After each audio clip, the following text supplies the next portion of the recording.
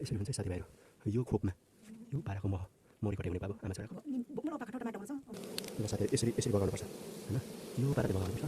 ल हेर्नुहोस् त मौरीहरू यता छ मौरी ल हेर्नु है साथीभाइहरू यो मैले नै मौरी माउलेर मैले लगाएको यतिको चाहिँ मह भयो ल है ल है त साथीहरू हामी चाहिँ यहाँ मम्मी छोरा मौरी परम्परागत खालको पाराको खोपमा छ हामी यहाँ मौरी आज यसो हेरिदिउँ न यहाँ आमा छोरा यहाँ यहाँ चाहिँ खोप छ होइन यहाँ खोप छ मैले तार परेको यो झुम्रो चाहिन्छ अरे ढुङ्गा अनि यो पन्जा अनि यो लाइट होइन अब हामी हेरौँ पर्यो लु म हेर्छु है यो खोपमा यसो खोलेर हेरौँ है त साथीभाइहरू यसो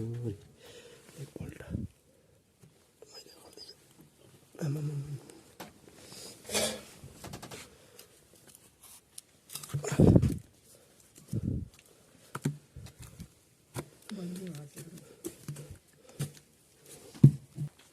यसरी हुन्छ है साथीभाइहरू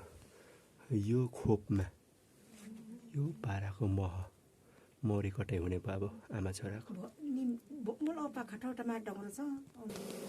ल साथीहरू यसरी यसरी बगाउनुपर्छ होइन यो पाराले बगाउनुपर्छ ल हेर्नुहोस् त मौरीहरू साथीभाइ हो म चाहिँ यति निकालेँ होइन ए अप्ठ्यारो भएर ल साथीहरू टालियो है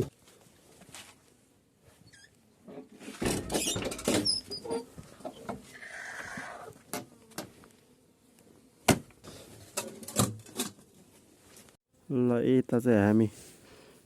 मम्मी र मैले यहाँ मह यति निकालेँ है ल है मम्मी घरकै मौरी कस्तो लागिरहेछ मैले यो काटेर यहाँ यता छ हाम्रो मौरी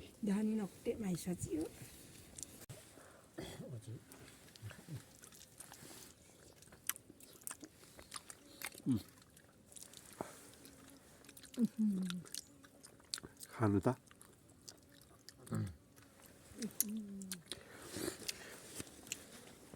हामी चाहिँ यहाँ मह खाने कुरा र है साथीभाइहरू मौरी यहाँ मह यता छ मौरी ल हेर्नु है साथीभाइहरू यो मैले नै मौरी माउलेर मैले लगाएको यतिको चाहिँ मह भयो ल है